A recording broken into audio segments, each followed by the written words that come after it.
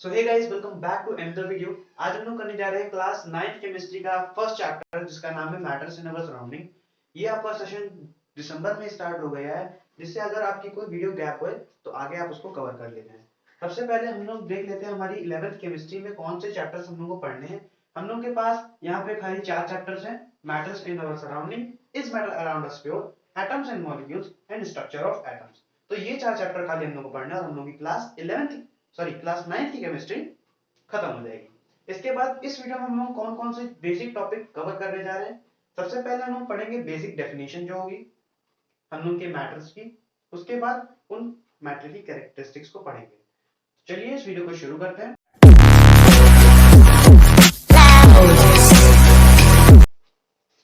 तो चलिए अब समझते हैं इस चैप्टर की पहली हेडिंग को, जिसका नाम है मैटर। मैटर को समझने से पहले हमको एक टर्म को समझना होगा। वो टर्म क्या है? वो टर्म है मास। तो मास को एकदम इजी लैंग्वेज में अगर आपको समझना है तो सिंपल इसकी डेफिनेशन हो जाएगी कलेक्शन ऑफ पार्टिकल्स।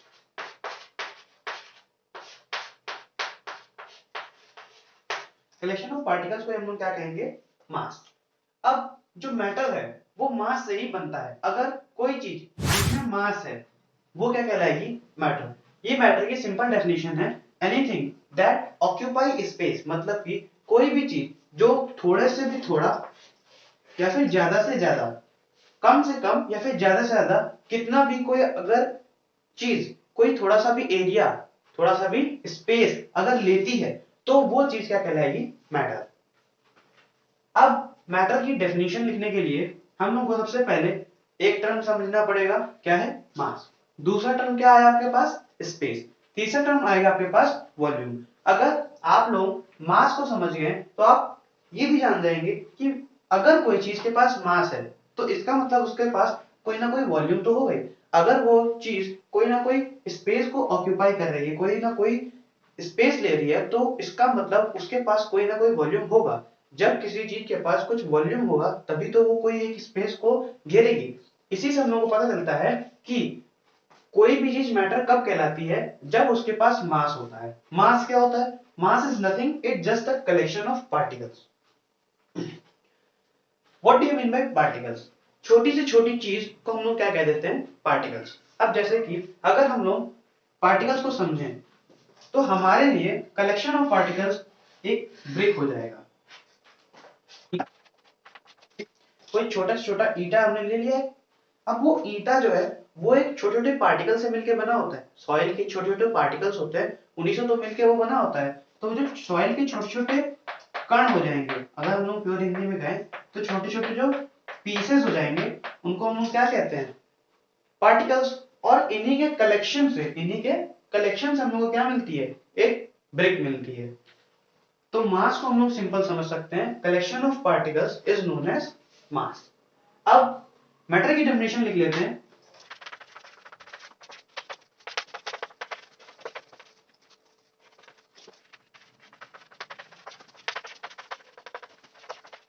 तो यहां पे हमको क्या देखने मिल रहा है? मैटर की डेफिनेशन साफ साफ ये बताती है कि अगर कोई भी चीज, देखिए मैं चल रही है, अगर कोई भी चीज थोड़ा सा भी एरिया लेती है, मान लीजिए ये चौक है, ये थोड़ा सा भी जगह ले रही है। मान लीजिए मैंने इस चौक को इस बोर्ड पे ऐसे रखा, तो ये बोर्ड का इतना एरिया, ये बोर्ड का इतना एरिया तो ले रही ना, इसका मतलब ये क्या कहलाएगी? मैटर। अब इसके ऊपर एक और प्रॉपर्टी है, क्या? इसके पास मास भी है। अभी चौक जो है ये भी तो छोटे छोटे पार्टिकल से मिलकर बनी होगी, तो ये क्या कहलाएगी? एक मास। और ऐसी कोई भी चीज जिसके पास मास है वो क्या है? मैटर। और इसका मतलब अगर ये कलेक्शन ऑफ पार्टिकल से मिली हुई एक चीज है, इसका मतलब इसके पास भी कोई ना कोई वॉल्यूम होगा। इसके पास भी कोई ना कोई वॉल्यूम होगा। आप मैथ्स में पढ़ेंगे इसका वॉल्यूम सिलेंडर के वॉल्यूम से मिलता जुलता है, क्योंकि इसका शेप कैसा है? सिलेंड्रिकल।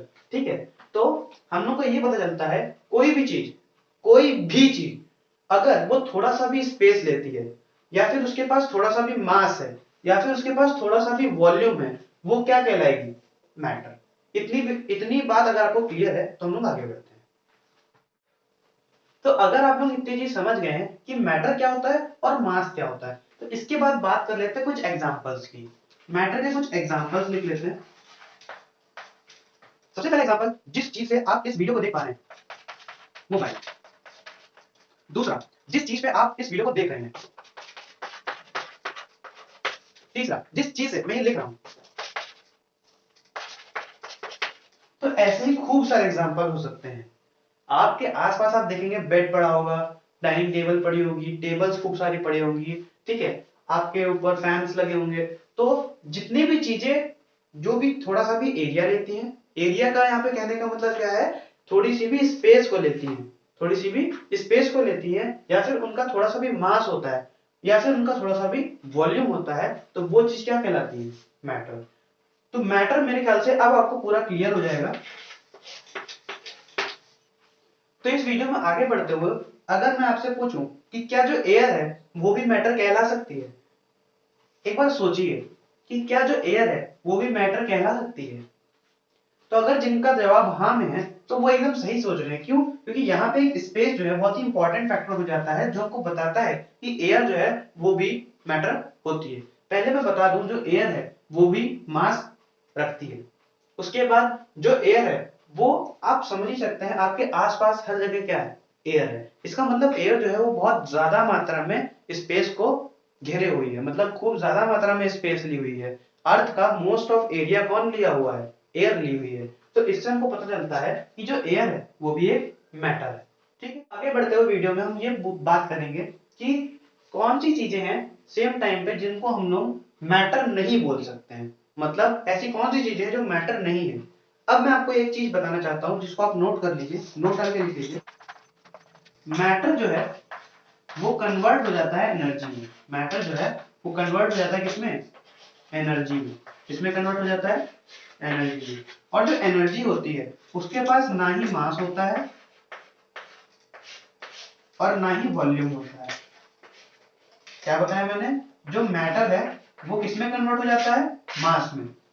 सॉरी, जो मैटर है वो कन्वर्ट हो जाता है एनर्जी में, और एनर्जी जो होती है उसके पास ना ही मास होता है ना ही वॉल्यूम होती है। ठीक? अब जब कोई ऐसी चीज हमको मिली जिसके पास ना ही वॉल्यूम है ना ही मास है, तो वो चीज कैसे कोई मैटर कह सकता है उसको, कोई भी उसको मैटर कैसे कह सकता है। तो यहाँ पे कुछ फॉर्म्स ऑफ एनर्जी है जिनको हम लोग मैटर नहीं कह सकते। कुछ क्या, सारी फॉर्म्स ऑफ एनर्जी को हम लोग मैटर नहीं कह सकते। कुछ एग्जांपल्स लेते हैं, हीट, लाइट,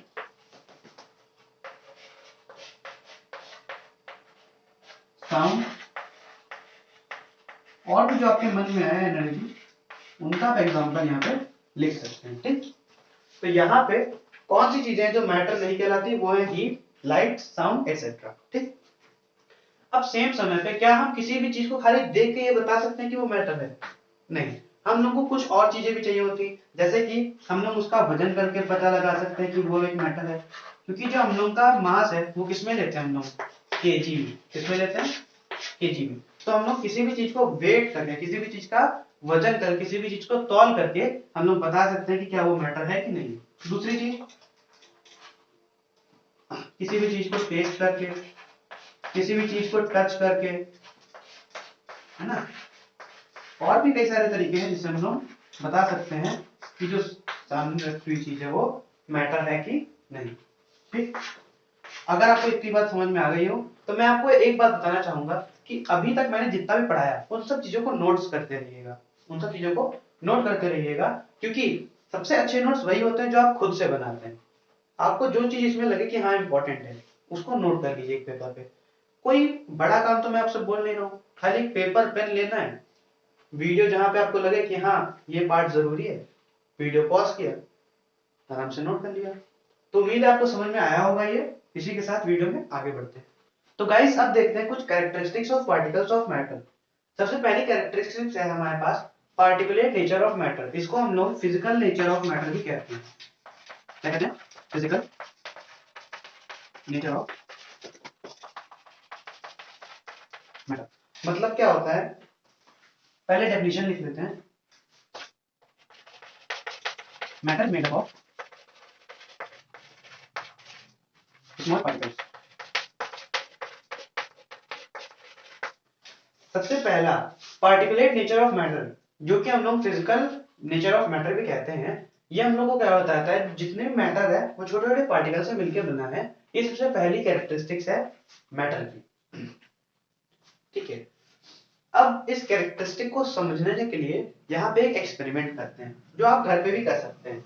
सबसे पहले आपको क्या करना है, एक ग्लास लेना है, यदि कौन सा लें, स्टील का लेना, ठीक, कोई भी ग्लास ले सकते हैं। यहाँ पे हम लोगों ने एक ग्लास लिया है जिसमें हम लोगों ने, ये क्या है, नहीं नहीं नहीं, यहाँ पे हम लोगों ने ग्लास में क्या ले लिया है, पानी। अब इसमें हम लोगों ने क्या मिलाया, एक स्पून में, अब देखो जैसा स्पून मेरे से बन पा रहा है वैसा बना देते ना, एक स्पून में सॉल्ट लिया, क्या लिया, सॉल्ट, और वो हमने इसमें मिक्स करा, इसमें हमने वो मिक्स करा। जब हमने मिक्स करा तो ये सॉल्ट जो है वो घुलने लगा,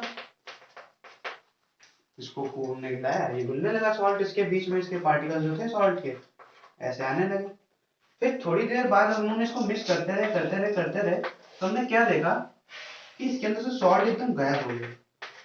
वो असल में गायब नहीं होता है, वो क्या होता है, डिसॉल्व हो जाता है। अब डिसॉल्व क्या है, डिसॉल्व मतलब घुल जाता है उसमें, डिसॉल्व मतलब घुल जाता है उसमें। अब घुल कैसे जाता है, ये चीज को समझना है हमको। देखिए यहाँ पे अगर हम इसको थोड़ा सा जूम करें, इसको हम लोगों ने जूम करा, यहाँ पे क्या किया, मान लीजिए इतनी सी जगह ली, इसको हमने जूम किया, क्या किया, जूम किया, तो यहाँ हम लोगों को देखने मिला कि यहाँ पे वाटर के भी मॉलिक्यूल्स हैं और छोटे छोटे छोटे छोटे एकदम छोटे छोटे सॉल्ट के भी मॉलिक्यूल्स प्रेजेंट हैं, पार्टिकल्स कह सकते हैं, सॉल्ट के भी पार्टिकल्स प्रेजेंट हैं। तो हमने क्या देखा, जो सॉल्ट पहले बड़ा सा था, सॉल्ट का जो पीस बड़ा सा था, वो आगे जब उन्होंने उसको डिसॉल्व किया, जब उन्होंने उसको घोलाया, जब उन्होंने उसको घोला, उसमें मिलाया उसमें, तो वो क्या हो गए, छोटे छोटे पीसेस में ब्रेक हो गए। जब ये छोटे छोटे पीसेस में ब्रेक हो गए, और ये इतने छोटे पीसेस में ब्रेक हो गए कि ये वाटर के भी पीसेस से छोटे हो गए, तब क्या हुआ कि वाटर मॉलिक्यूल्स के बीच में जाके बैठ गए, जिससे क्या हुआ, हम लोग को लगने लगा कि ये जो है वो गायब हो गया है। वो गायब नहीं हुआ है, वो क्या हो गया है, उसी में घुल गया है, उसी में डिसॉल्व हो गया है, जो है वाटर के मॉलिक्यूल्स के बीच में जाके वो बैठ गया। ठीक, इससे हम लोग को पता क्या चलता है, इससे हम लोग को ये पता चलता है कि जो मैटर है वो छोटे छोटे पार्टिकल से मिलकर बना होता है। अब ये जो छोटे छोटे बन गए हैं, ये हैं क्या, पार्टिकल्स ही तो हैं। तो इससे हम लोग को पता चलता है कि जो मैटर है, जितना भी मैटर है, वो किससे बना होता है, छोटे छोटे पार्टिकल से मिलके बना होता है। ठीक है, अब इसी इसी प्रोसेस से, ये जो हम लोगों ने एक्सपेरिमेंट किया था, इसी एक्सपेरिमेंट से हम लोग को एक और चीज पता चलती है। वो दूसरी चीज क्या है, इसी की मैटर की दूसरी प्रॉपर्टी, मैटर की दूसरी प्रॉपर्टी, आइए देखते हैं क्या है वो प्रॉपर्टी। तो यहां पर हम लोग की दूसरी प्रॉपर्टी आ जाती है,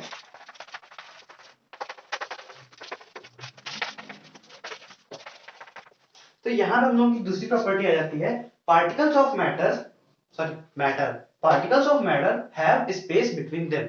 इससे क्या पता चलता है कि जो मैटर के पार्टिकल्स होते हैं, अब देखिए यहाँ पे जो वाटर है वो भी तो एक पार्टिकल ही है, मैटर ही तो है वो भी। तो यहाँ पे जो वाटर है उसके भी बीच में क्या है, स्पेस है। अगर वाटर के मॉलिक्यूल्स के बीच में स्पेस नहीं होता तो जो सॉल्ट का पार्टिकल है वो बीच में जाके कैसे बैठता।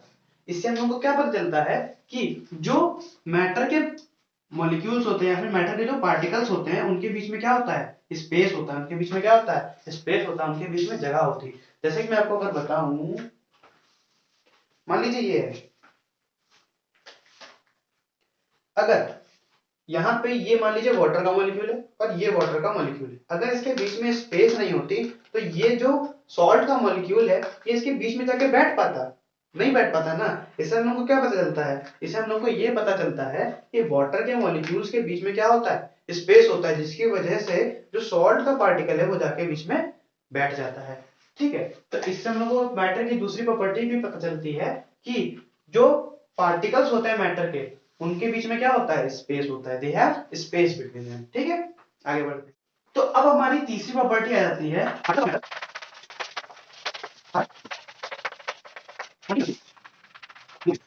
ये हम लोग के पास तीसरी प्रॉपर्टी आ जाती है कि जो पार्टिकल्स जो होते हैं मैटर के, वो कंटिन्यूअसली मोशन करते रहते हैं, कंटिन्यूअसली मूव होते रहते हैं, एक जगह से दूसरी जगह, दूसरी जगह से तीसरी जगह वो मूव करते रहते हैं। अब ये हम लोग को कैसे पता चलेगा, तो इसके लिए भी आइए एक एक्सपेरिमेंट कर देते हैं। अब इसका एक्सपेरिमेंट करने की जरूरत है ही नहीं, क्योंकि ये तो आप रोज अपनी डेली लाइफ में करते हैं। क्या करते हैं, मान लीजिए आप नहाने गए,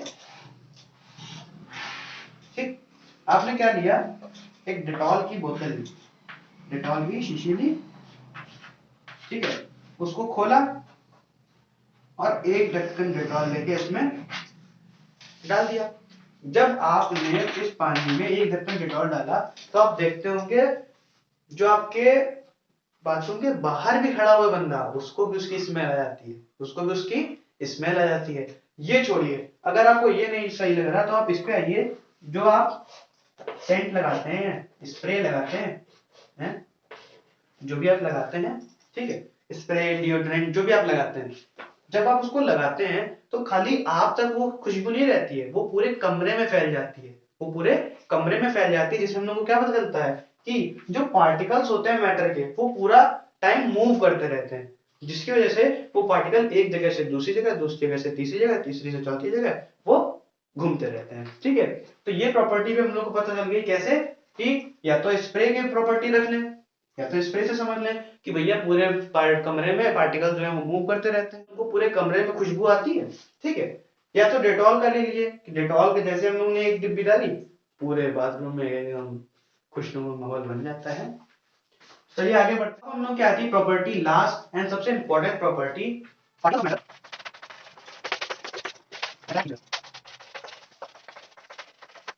तो हम लोग की फोर्थ प्रॉपर्टी क्या है, particles of matter attract each other. मतलब क्या है, जो हम लोग के मैटर के पार्टिकल्स होते हैं वो एक दूसरे को हमेशा परमानेंटली हर समय क्या करते हैं, अट्रैक्ट करते रहते हैं। अब ये जो अट्रैक्शन के प्रोसेस है, जो ये खींचते रहते हैं एक दूसरे को परमानेंट, ये आपकी स्टेट टू स्टेट वेरी करता है। अब ये स्टेट टू स्टेट क्या है सर, यहाँ पे आपकी टोटल 3 स्टेट होती है, होती 2 और भी है, उसके बारे में हम लोग जब आएंगे आगे आने वाली वीडियोस में तो उसके बारे में हम लोग पढ़ेंगे। फिलहाल आप समझिए कि आपकी 3 स्टेट होती है, सॉलिड, हमारे पास बोलिए दूसरी लिक्विड, तीसरी जल्दी बोलिए जल्दी, क्या होगी, गैस, क्या होगी, गैस। तो हम लोग के पास यहाँ पे 3 स्टेट आ जाती है, ठीक है, ये क्या है, ये स्टेट है, क्या है, स्टेट, कौन सा स्टेट, राजस्थान वाला स्टेट नहीं, ये 3 स्टेट होती हैं जिनमें जो है आपका मैटर लाई करता है, ठीक।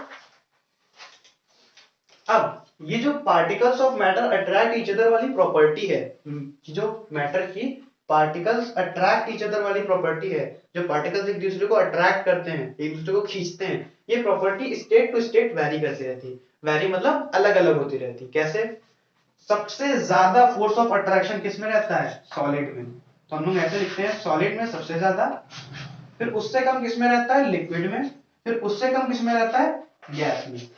अब ये कैसे रहता है, ये इसको भी समझ लेते हैं।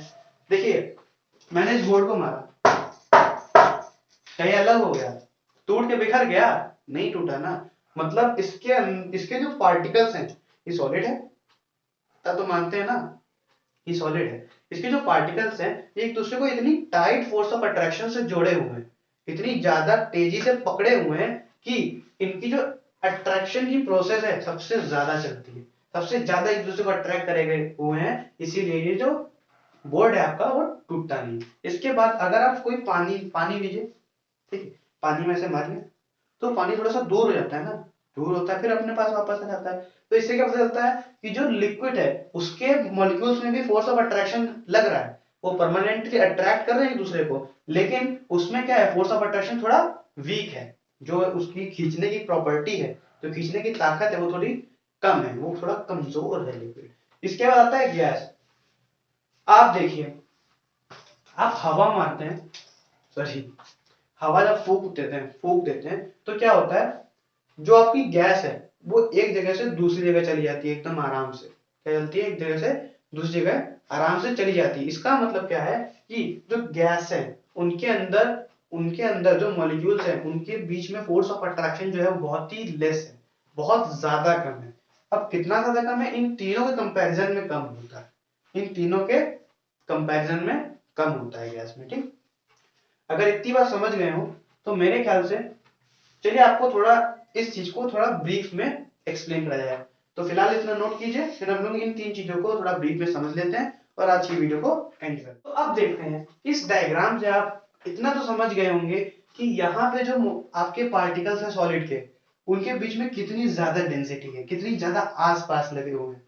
तो इससे आपको क्या पता चलता है, इससे आपको ये पता चलता है कि आप इतने ही एरिया में, देखिए तीनों का एरिया हमने सेम लिया है कि इतना एरिया ये भी ले रहा है, इतना एरिया ये भी ले रहा है और इतना एरिया ये भी ले रहा है। अब हम लोग ने देखा कि इतने ही एरिया में इतने ज्यादा मॉलिक्यूल्स इसके हैं, इतने ही एरिया में इसके जितने ज्यादा मॉलिक्यूल्स हैं,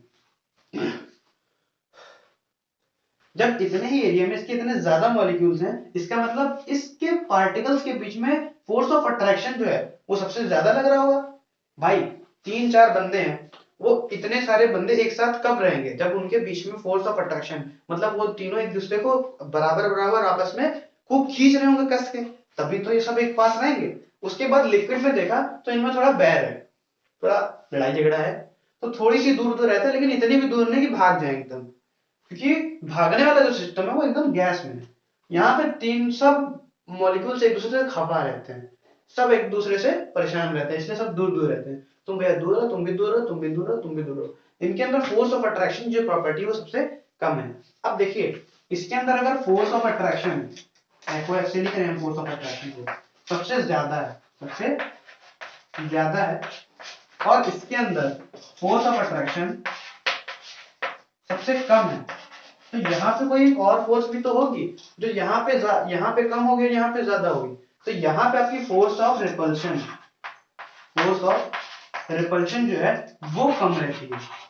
फोर्स ऑफ रिपल्शन क्या है, अब फोर्स ऑफ रिपल्शन क्या है, कोई भी पार्टिकल अगर अपने दूसरे पार्टिकल से दूरी बनाना चाहता है, अगर कोई भी पार्टिकल अपने दूसरे पार्टिकल से दूरी बनाना चाहता है, तो उस प्रॉपर्टी को क्या कहेंगे हम लोग, फोर्स ऑफ रिपल्शन। मतलब कि अगर कोई दो पार्टिकल्स एक दूसरे से दूर रह रहे हैं, एक दूसरे को धक्का दे रहे हैं, मतलब फोर्स ऑफ रिपल्शन वहां पे काम कर रहा है। वहां पे कौन सा फोर्स काम कर रहा है, फोर्स ऑफ रिपल्शन। अब देखिए हम लोग फिजिक्स में पढ़ेंगे ये फोर्स क्या होता है, रिपल्शन वगैरह क्या होता है, अट्रैक्शन और भी बहुत सारी चीजें हम लोग पढ़ेंगे, तो इसकी कोई दिक्कत लेने की जरूरत नहीं है। आप फिलहाल इतना समझिए फोर्स ऑफ रिपल्शन क्या है। फोर्स मतलब धक्का देना, फोर्स मतलब धक्का देना या फिर खींचना, फोर्स मतलब धक्का देना या फिर खींचना, फोर्स मतलब धक्का देना या फिर खींचना। तो यहाँ पे फोर्स ऑफ अट्रैक्शन क्या है, force of attraction, force of attraction. तो यहाँ पे फोर्स ऑफ अट्रैक्शन क्या है, एक दूसरे को खींचना, और फोर्स ऑफ रिपल्शन क्या है, एक दूसरे को धक्का देना। तो अगर सॉलिड में देखें तो फोर्स ऑफ अट्रैक्शन ज्यादा रहती है, और अगर लिक्विड में देखें तो फोर्स ऑफ अट्रैक्शन कम रहती है। और यही अगर सॉलिड में बात करें तो फोर्स ऑफ रिपल्शन ज्यादा रहती है, सॉरी फोर्स ऑफ रिपल्शन कम रहती है, और इसमें गैसेस में फोर्स ऑफ रिपल्शन ज्यादा रहती है, फोर्स ऑफ रिपल्शन ज्यादा रहती है। इसमें मिनिमम रहती है, दोनों में बराबर बराबर रहती है, मिनिमम नहीं मीडियम बोलो। तो उम्मीद है आपको इस लेक्चर में मजा आया होगा। आगे मिलेंगे हम लोग एक नए टॉपिक के साथ। अब नया टॉपिक पहले सुन लीजिए क्या है। अगली वीडियो में पार्ट 2 में हम लोग कवर करेंगे kinetic theory of gas, kinetic theory of gas बहुत इंपॉर्टेंट है, इसको स्किप कभी ना कीजिएगा, और बहुत ही आसान टॉपिक है, बहुत ही आराम से समझ जाएंगे। अगर आपको लाइन वाइज इनकी वीडियोस चाहिए तो आप मेरे को कमेंट कर दीजिए कि भैया आप लाइन वाइज बना दीजिए। लेकिन अगर आपको चाहिए कि एक इसकी बनाइए, फिर एक फिजिक्स की डाल दीजिए, फिर एक मैथ्स की डाल दीजिए, तो मैं वैसे भी करने को तैयार हूं। तो आप जैसा बताएंगे उस हिसाब से आपकी वीडियोस जो है वो चलती रहेंगी। आपका क्लास 9 का कोर्स आराम से पूरा हो जाएगा। अभी आपका दिसंबर का मंथ चल रहा है, हो जाएगा आपका आराम से कोर्स, ठीक है। और मैं आपको कोर्स के साथ साथ कुछ एडिशनल चीजें भी बताता रहूंगा जिससे आपका फायदा होता रहे, ठीक है। थैंक्स फॉर वॉचिंग, चलते हैं, आपको जल्दी मिलते हैं नेक्स्ट वीडियो।